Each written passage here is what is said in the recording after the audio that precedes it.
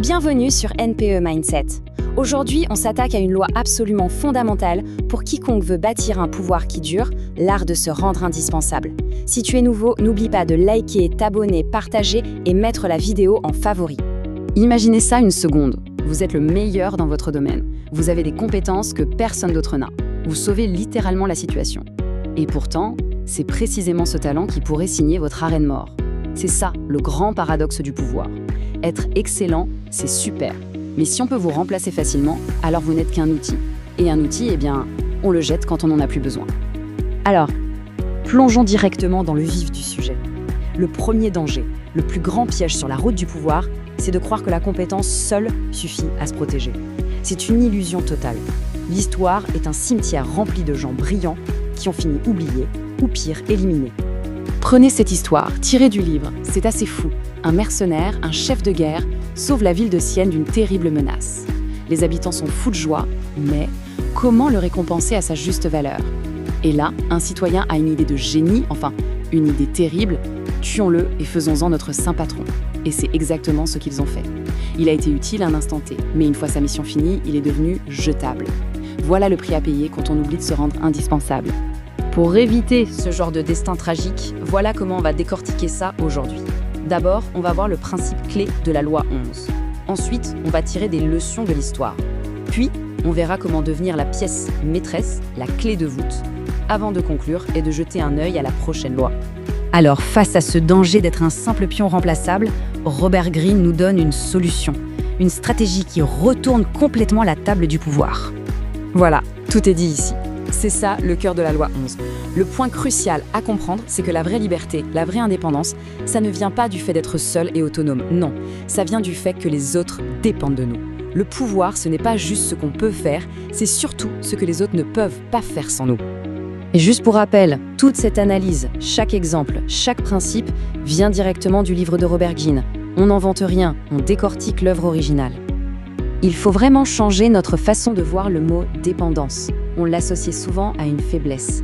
Mais dans le jeu du pouvoir, c'est l'arme la plus redoutable. Le but n'est pas d'être dépendant des autres, bien sûr. Le but, c'est que les autres soient dépendants de nous. C'est ça le véritable levier du contrôle. Allez, passons aux choses sérieuses, aux exemples concrets.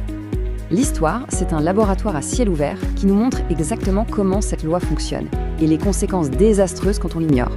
Le contraste ici est juste saisissant. D'un côté, on a notre mercenaire, super compétent, mais il est devenu un poids mort une fois sa mission terminée. Et de l'autre, on a Bismarck, le chancelier de fer. Lui, il n'était pas juste compétent, il était devenu le système nerveux central de tout l'État prussien. La stratégie de Bismarck, c'était du pur génie. Il ne s'est pas contenté d'être un bon conseiller pour le roi.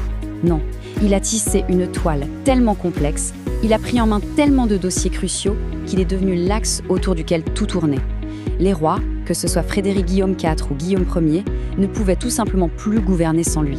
S'il menaçait de démissionner, c'était tout l'État qui menaçait de s'effondrer. En fait, les rois étaient devenus ses marionnettes. Cette phrase, elle est glaçante de génie. C'est la réponse d'un astrologue au roi Louis XI qui pensait sérieusement à le faire exécuter. Le roi, un peu narquois, lui demande « Puisque tu connais le destin de tout le monde, dis-moi, quand est-ce que tu vas mourir ?»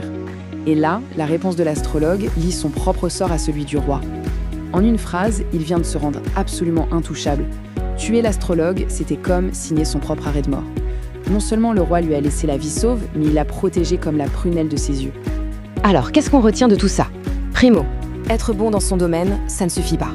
Secondo, il faut s'intégrer au système au point d'en devenir un rouage vital, impossible à retirer. Tertio, la tactique ultime, c'est de faire en sorte que notre destin soit perçu comme totalement lié à celui de nos supérieurs. Le but final est simple. Ils ne doivent pas nous garder par affection, mais par peur.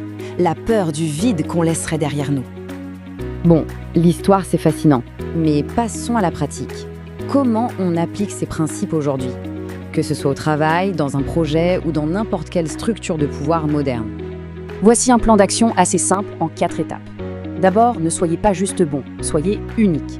Ayez une compétence que personne d'autre ne maîtrise.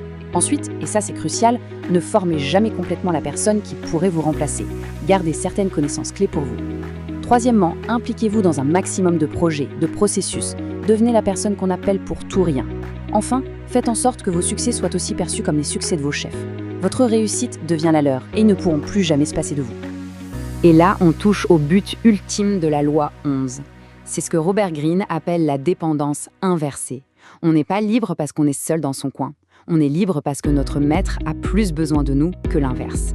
C'est nous qui tenons les rênes, parce que toute sa stabilité dépend de notre présence. Soyons très clairs sur un point psychologique important. Créer une telle dépendance ne vous apportera pas l'amour ou l'amitié de vos supérieurs.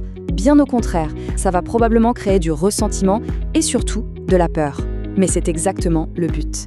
Comme le disait Caligula, la peur est une base bien plus solide pour le pouvoir que l'amour. L'amour, c'est versatile, ça va, ça vient. La peur, elle, reste. Bon, pour conclure cette exploration, résumons les points les plus importants de cette loi qui est à la fois complexe et terriblement puissante. Cette citation de Machiavel vient parfaitement renforcer l'idée centrale de la loi 11. Ce n'est pas une petite astuce de manipulateur, c'est un principe fondamental du pouvoir et de la gouvernance qui traverse les siècles. Créer le besoin, c'est l'acte fondateur de toute autorité qui dure. S'il n'y avait qu'une seule chose à retenir de tout ça, ce serait celle-ci. L'indépendance totale, c'est un isolement qui ne mène à rien. Le pouvoir, c'est une relation. Et dans cette relation, le pouvoir appartient toujours à celui dont on ne peut pas se passer. C'est une loi que beaucoup de gens talentueux ignorent et ça leur coûte très cher. Alors cette stratégie, elle mérite vraiment d'être connue. Dans notre prochaine analyse, on va s'attaquer à la loi 12 et on va voir une technique de manipulation psychologique absolument redoutable. Surtout, ne manquez pas ça.